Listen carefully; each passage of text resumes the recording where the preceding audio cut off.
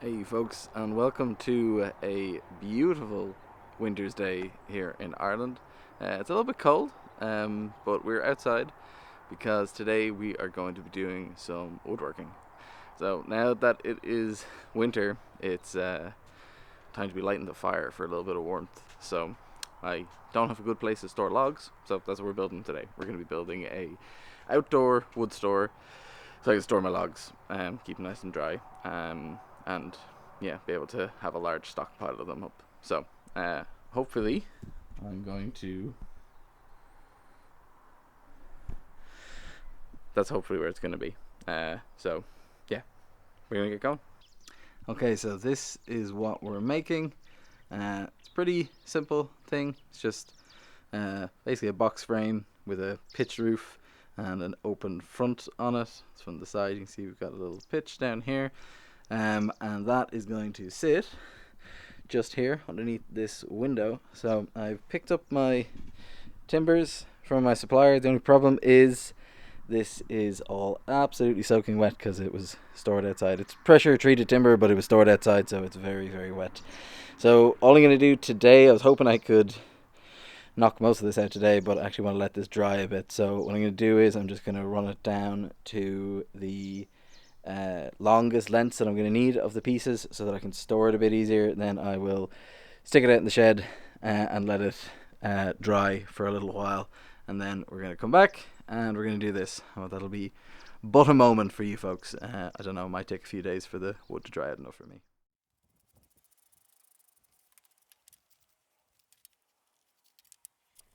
So while cleaning the wood might seem a little bit anal, it actually does serve a practical purpose. I do want to mark out the lengths of all the pieces on the wood, which was covered in mud and debris and all sorts of other stuff. So just cleaning it off made it easier to mark out the lengths so that I could cut them. There's nothing else crazy going on here. The only reason I wanted to cut these was just because they're too long to store in the shed. I wanted to put them in the shed to let them dry out a bit. So I had to cut them to the kind of largest nominal lengths of each piece, which was going to be about 1.4, 1.5 meters. So that's all I'm doing here.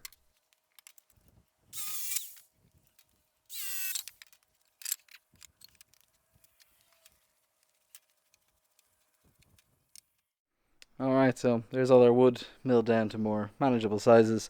And yeah, I'm basically just going to have to store this now to let it dry out for a little bit. There's also a storm coming in this evening, so probably better not to have a freshly built thing there that I won't have had a chance to do any staining on or anything like that. So yeah, there we go. Be a few days now. I'll come back to this and get building.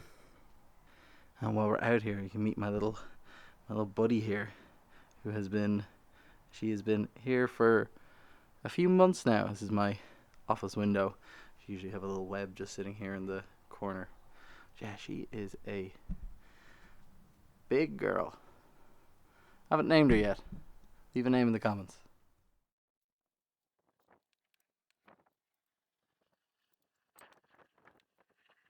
Alright, so it's a few days later now. Our wood's nice and dry, and we're going to start the actual building. So, first thing to do is to figure out the lengths that we need for our legs. So, there's going to be 4 main legs, 2 taller ones at the back, and 2 shorter ones at the front.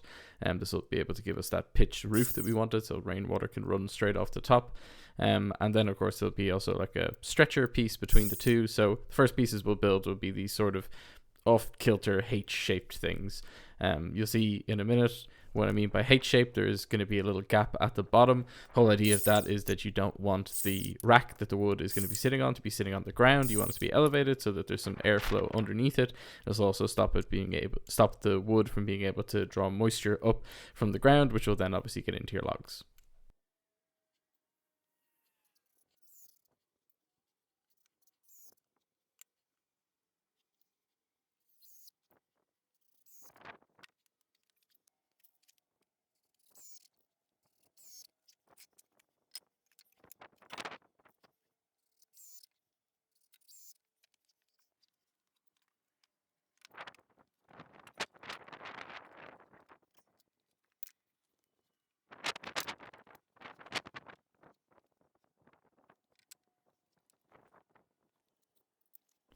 So now that we have our uprights done for our side pieces, we need to connect them together.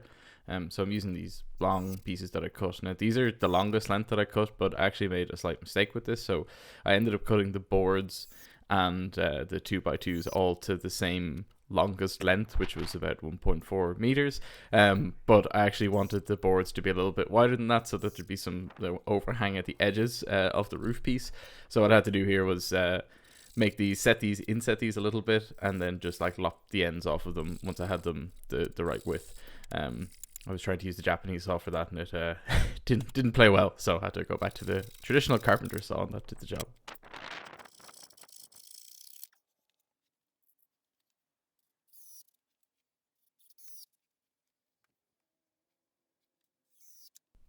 So with the top rails gone on as well, you start to see we have this thing really starting to come together. Basically, we have this big sort of wobbly frame now. What you see now is as we start to add more of the joists, the support braces and stuff like that, that the whole thing stiffens up and just becomes a lot stronger.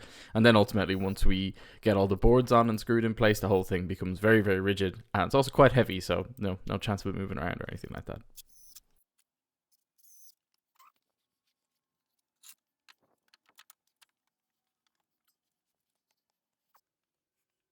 This is just the final pieces of the framing, really. So I had to miter these corners to fit it in. So pretty simple. Just offered it up, marked it with the pencil, and then cut the angle on the miter saw. I think it ended up being about 20 odd degrees or so.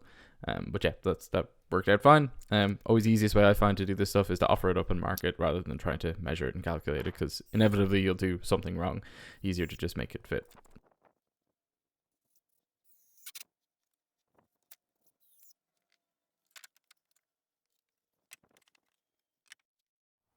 So this is our frame pretty much done. It is still a little bit wobbly, but it's not fully finished yet. So there's the boards for the roof on.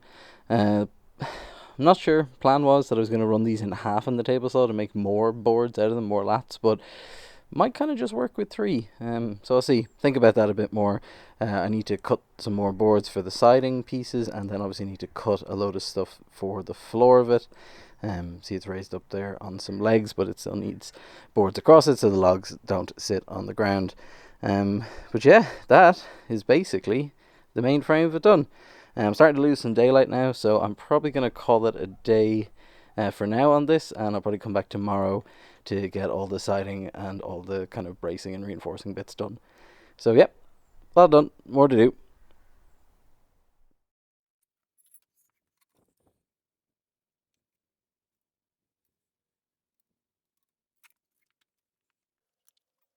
So with all the framing done, there's only really two parts left to do. That is the wood rack where all the logs will actually sit, and then obviously all the clapboarding along the sides. So yeah, doing the rack was not terribly complicated. It's a pretty easy thing.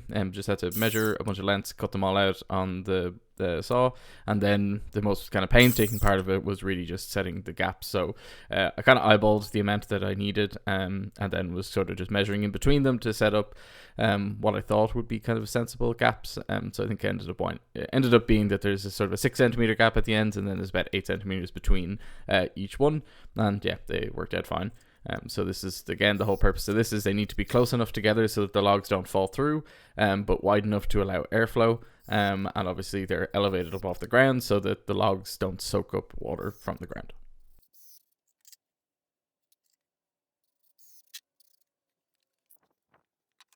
So with the wood rack finished, it's time to start doing the siding. So I started off at the back here, just adding a couple of boards. They sort of serve a couple of purposes. They help stiffen the whole structure, but I also wanted a slight way to space this out from the wall that it was going to be up against, but I didn't want to enclose it fully because, again, I wanted to be able to have air circulation, and also just saves on some material not to box it in fully because it also doesn't really need it. After this, basically all I have to do is the roof and the siding. So these not super complicated things. I had all the pieces cut roughly to the lengths I wanted them, so it's pretty much just a case of lining them up. Now this is sort of painstaking. You have to, well, it's not essential, but I did measure up everything just to make sure that things looked right. There was kind of a lined up right, roughly the dimensions were correct, and I wanted the overlaps to be relatively even just for aesthetics. But really, as long as it's all overlapping, the rainwater will just run off of it, and as long as it's got the right pitches and everything, which it does. So yeah, it's a pretty simple process really, but it turned out pretty nice.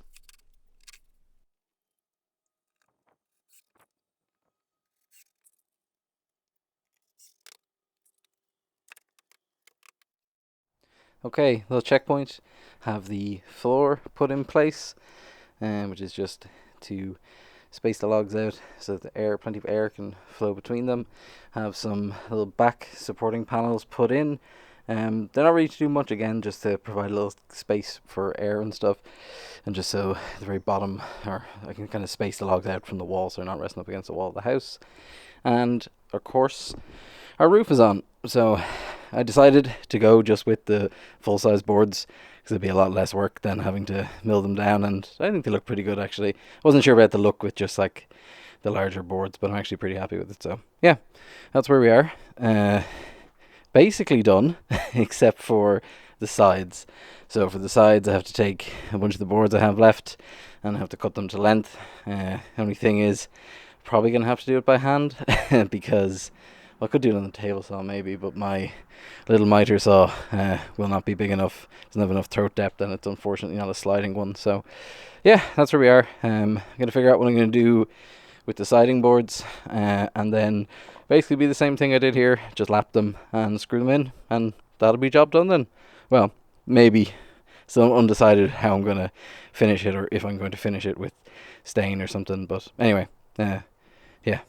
Next bit, just do the sides and go from there. So our very last little bit now, just doing the clapboarding for the side.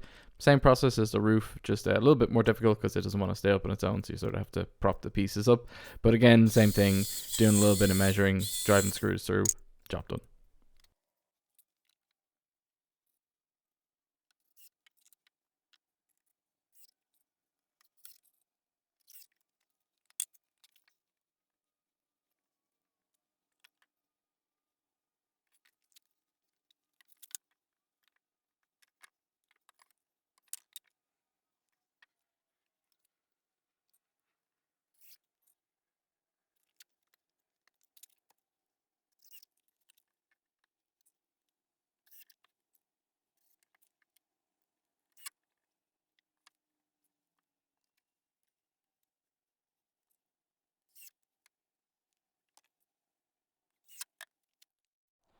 Okay, so there we have it. We're all done. Mostly anyway. Need to still consider what staining options are going to do, and of course I got to fill it with wood. So it's the end of the day now. It's getting a little dark, so this isn't going to be the best footage, but we're done. I'll get some more footage later, and also when it's full of logs it'll look a little bit better. See, the cat is wondering what the heck I'm doing out here. Hey cat, it's getting dark. Yeah, exactly, it's getting dark, that's why you're in there. Anyway, here's our siding, which turned out okay. I'm not incredibly happy with the top here. Well, actually looks pretty good on camera, but if you look a little closer, it's not the finest job in the world, but hey, it turned out okay. I'm pretty happy with the look of it. Hopefully the missus is also happy with the look of it. I'm not mad on the very front here. See the uprights here, the way the clapboard is, that doesn't look amazing. So I may just put like a strip of board on the side there, just to sort of cover that a bit, maybe make it look a bit nicer. But anyway, it's functional now. It's all done. So I'm gonna fill it with wood and show you guys the final bit where it's got some wood in it and maybe in some more daylight. So that's it for now. I'll come back when it's brighter. Okay, here we are. It's the next day, and here is our final product. So made a couple of small changes there last night, just as it was getting dark. Added this sort of bottom kickboard type thing.